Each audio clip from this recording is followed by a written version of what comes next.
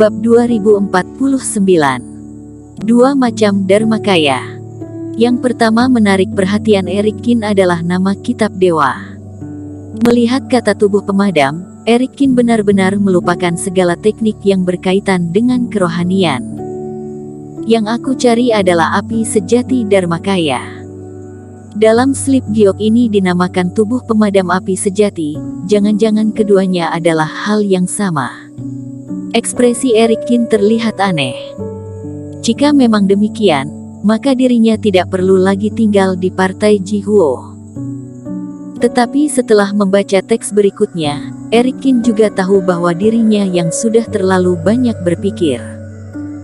Tubuh pemadam api sejati sedikit berkaitan dengan api sejati Dharmakaya, tetapi pada intinya, itu bukan semacam ilmu dewa. Dan tepat setelah Erikin membaca beberapa paragraf, kepalanya berdengung, suara jiwa dewa yang ditinggalkan oleh Master Abadi Tianhuo berdering lagi. Aku meninggalkan 3 ilmu sihir Taoisme dengan tujuan menyatakan semua kultivator yang melatih teori api di seluruh dunia, di tingkat manapun, semuanya tidak lemah dari manusia. Langkah api langit dan busur Tianhuo memang seperti itu. Karena junior telah membuka slip giok ketiga, dan juga sudah tahu kekuatan kultivator api mutlak milikku. Awalnya, saat aku menciptakan 2 ilmu dewa, aku tidak memiliki penyesalan, tetapi kemudian baru mengetahui kedangkalan diri. Dalam penjelajahan wilayah rahasia, tiba-tiba menemukan pendahulu api mutlak di periode Arkaan. Setelah meninggalkan benda ini, barulah tiba-tiba menyadari ternyata teori api mutlak 10 kali, 100 kali lebih kuat dari yang aku kira. Di antara api suci, masih ada terlalu banyak potensi yang belum aku temukan. Sayangnya, saat menyadari hal ini, aku sudah terlalu tua dan tidak dapat menemukan hal-hal lain. Kitab dewa ketiga ini, bukan aku yang menciptakannya, tetapi sesuatu yang berharga dari pendahulu Arkaan. Di dalam kotak harta karunnya, seharusnya ada 2 yang mekar penuh. Bagian atas yang aku dapatkan disebut tubuh pemadam api sejati, dan bagian bawah aku telah menghabiskan waktuku puluhan ribu tahun dan belum menemukan petunjuk. Dan menurut dugaanku, kedua teknik ini sebenarnya adalah satu bagian.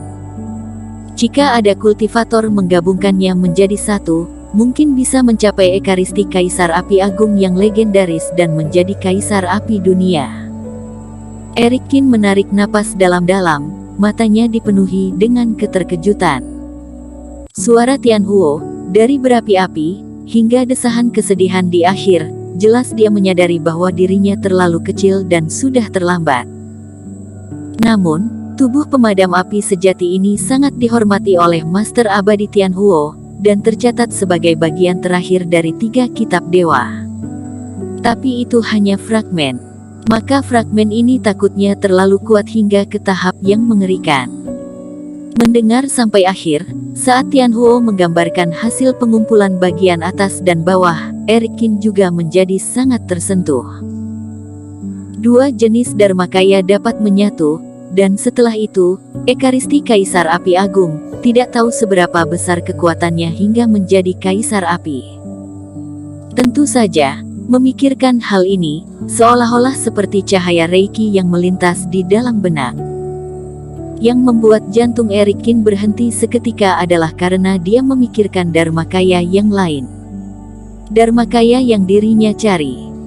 Meskipun ekaristi Kaisar Api Agung pasti sangat kuat, bagaimanapun, masih kurang 1 bagian. Jika orang biasa yang mendapatkannya, hanya akan menyesalinya, dan kemudian takutnya akan terus mempelajarinya dan mencari bagian lain dari buku itu sampai tua. Tapi Erikin tidak perlu mencari apapun, tubuh pemadam api sejati Dharmakaya. Nama keduanya sangat mirip, dan keduanya adalah teknik Dharmakaya kultivator api yang sangat kuat. Ini sangat sulit membuat orang tidak mengaitkannya. Ini bukan kebetulan, kan? Apakah api sejati Dharmakaya adalah bagian ekaristi Kaisar Api dari Arkaan? Jantung Erikin berdetak kencang, lidah dan mulutnya kering. Itu adalah Arkean, zaman yang lebih kuno dari zaman kuno, walaupun bukan semakin kuno, tekniknya akan semakin kuat. Namun, di zaman Arkean, dunia kacau, dan ilmu sihir masih merupakan eksistensi seperti dewa di dunia kultivasi. Tapi dirinya malah memiliki kesempatan untuk mendalami kekuatan teknik Kaisar Arkean. Akan menjadi seberapa kuat setelah sukses berlatih teknik Kaisar? Apakah bisa membuat Teddy Wei mati dengan satu pukulan? Eric Kin benar-benar tidak bisa berhenti memikirkannya. Lupakan saja, pikir begitu banyak. Lebih baik memahami tubuh pemadam api sejati ini terlebih dahulu, kemudian tunggu setelah mendapatkan api sejati Dharmakaya, maka akan memahami semuanya. Dan meskipun demikian, kedua Dharmakaya ini hanya dapat digabungkan setelah dirinya berlatih hingga sempurna. Ini juga akan memakan banyak waktu. Eric Kin menarik napas dalam-dalam, memaksakan diri membuang pikiran kacau di benaknya, dan mulai membenamkan diri dalam pemahaman teknik tubuh pemadam api sejati. Dan sudah membuat janji dengan Chen, waktu untuk pergi ke tempat keturunan ketua sekte senior adalah 3 hari kemudian, jadi hari ini Eric Kin tidak berencana untuk keluar. Kalau tidak, di depan orang luar, dirinya bertengkar hebat dengan Yulianto Zhu kemarin, dan lukanya yang sangat serius. Alhasil, semuanya pulih dalam semalam. Sedikit banyak ini pasti akan mengundang perhatian. Setelah membaca tubuh pemadam api sejati secara menyeluruh, Eric Kin akhirnya mengerti mengapa Tian Huo begitu afirmatif, bahwa teknik ini dibagi menjadi 2 bagian. Tubuh pemadam api sejati juga merupakan semacam teknik Dharmakaya, sesuai dengan tubuh Raja Qin yang dirinya kembangkan. Namun dibandingkan dengan tubuh Raja Qin yang bersifat internal dan eksternal, semua fungsi tubuh pemadam api sejati digunakan untuk menghaluskan kulit dan organ dalam serta meridian tulang. Dengan kata lain, terhadap jiwa kultivator, tidak ada fungsi peningkatan. Teknik ini sendiri terlihat seperti metode pemurnian tubuh kuno. Bersambung.